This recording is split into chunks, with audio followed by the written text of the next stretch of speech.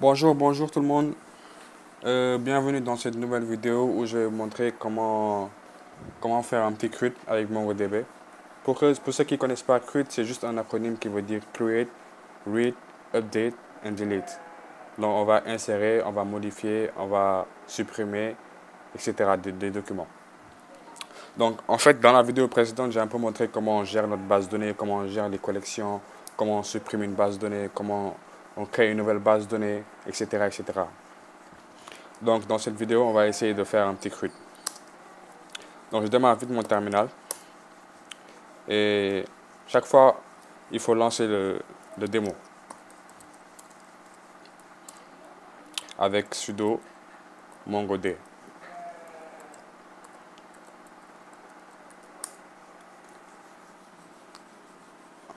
Ah là, il me dit que mon démo is already running.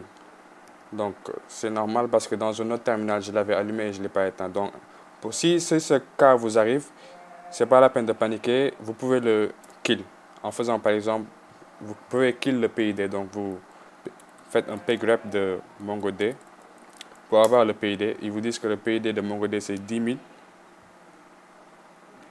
824 et vous faites un sudo kill de 10 824. Et puis vous pouvez encore run mongod. Donc ça va. Donc ceci fait, dans un autre terminal, vous accédez à la console, à l'invite de commande Mongo. C'est bon. Et ce que j'avais oublié de vous dire, c'est que c'est une invite JavaScript. C'est-à-dire que vous pouvez effectuer des opérations JavaScript. Vous avez accès, par exemple, dans un objet, vous avez accédé à ses propriétés, à ses fonctions en faisant un point, par exemple. Vous pouvez créer des variables, var A, par exemple, ajouter un texte, salut, accéder à la variable. C'est du JavaScript. Donc, voilà. Donc, pour le CRUD, on va essayer de créer une base de données, par exemple. Et on va essayer de voir dans quelle base de données on se trouve. Donc, on se trouve dans la base de données test, etc. Show DBS pour avoir la liste des bases de données, etc. Donc, on va essayer de créer une base de données, par exemple, qui s'appelle, comment je vais l'appeler? Bon, formation. On va essayer de l'appeler formation. Donc, comme je vous ai dit, si on fait un show DBS, on n'aura pas formation. Normal, parce qu'on n'a pas encore créé de collection. On va créer une nouvelle collection. On va l'appeler article. Donc, on va faire un CRUD d'articles. On va insérer des articles, etc. Donc, on va faire par exemple un db.article pour insérer. db.article.insert. Et puis, on va lui donner juste un nom pour l'instant.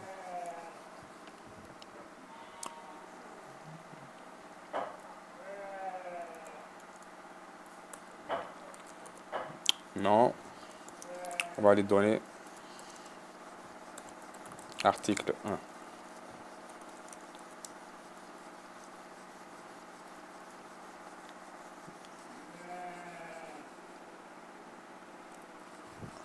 Ah, c'est vrai. J'ai oublié.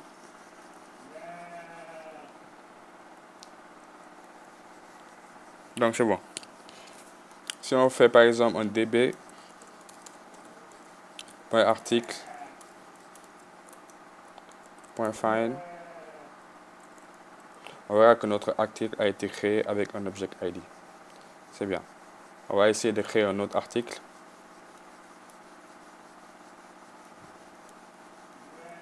On va l'appeler article 2. db.find, etc.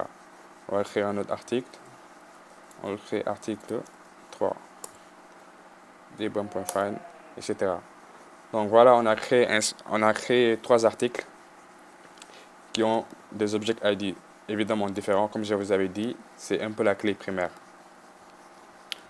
Donc on va faire un petit tour dans la documentation de MongoDB.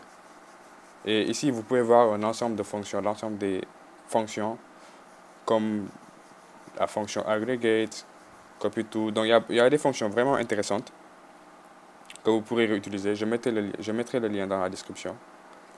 Donc par exemple ici, il y a une fonction count.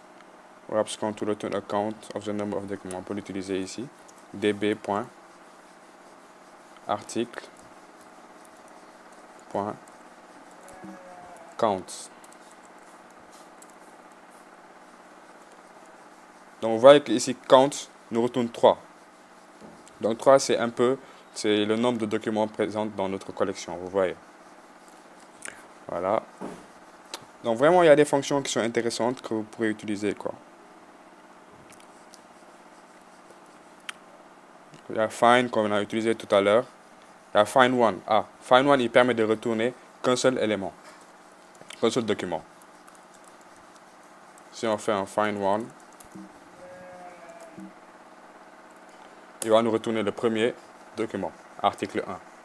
Et avec find one, on peut accéder aux propriétés même du document. Comme par exemple, on peut accéder au nom, on peut accéder à l'ID en faisant juste un point, souligner ID. Et on accède à l'ID. On fait de même pour le nom. On accède au nom. Donc on peut jouer un peu avec l'ID. Parce qu'avec l'ID, on peut même récupérer la date de création du document. En faisant get time stamp. Je crois que la syntaxe est bonne. Donc vous voyez ici, on nous retourne la date sous format ISO 2017, 9, etc., etc. Donc c'est la date de création du document. Donc si on veut avoir une date normale, on peut appliquer une méthode toString. Et puis, bam, vous voyez, on a une date normale. Donc il y a un ensemble de fonctions qui sont vraiment efficaces que vous pourrez utiliser ici. C'est bon. Donc toujours dans notre cas de notre CRUD, on a inséré notre document. Donc on peut essayer de supprimer un document. Pour supprimer un document, c'est très simple. Il suffit de faire db.article.delete, non, remove. Remove. Et à remove, vous lui passez le document que vous voulez supprimer. Vous pouvez lui donner l'ID, vous pouvez lui donner le nom. Donc on va essayer de lui donner, on va essayer de supprimer article 1.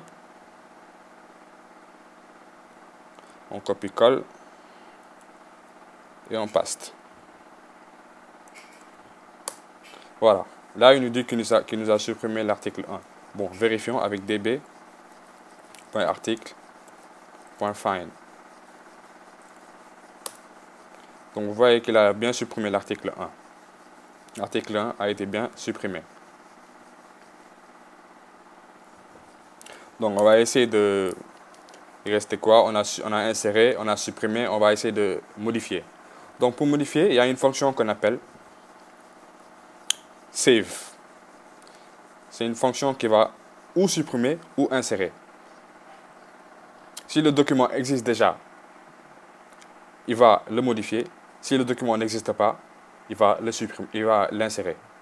Donc, essayons la fonction save, .save pour, par exemple, modifier le document, l'article 2. On va essayer de modifier l'article 2. On va lui donner l'ID.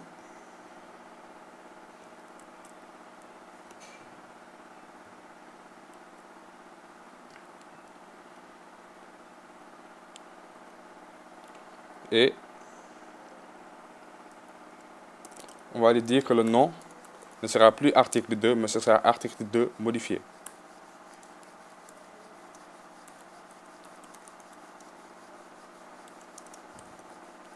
Modifié. Donc vous voyez ici, nModified 1.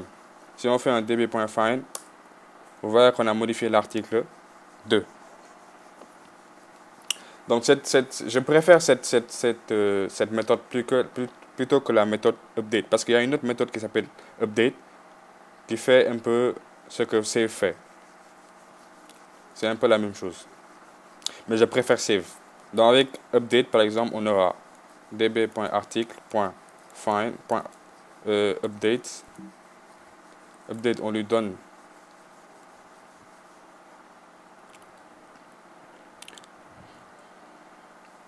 le nom, par exemple, qu'on veut modifier. nom égale article 3.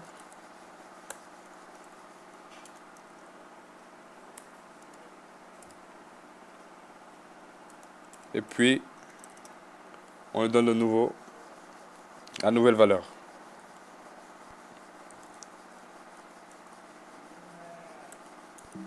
Article 3 modifié.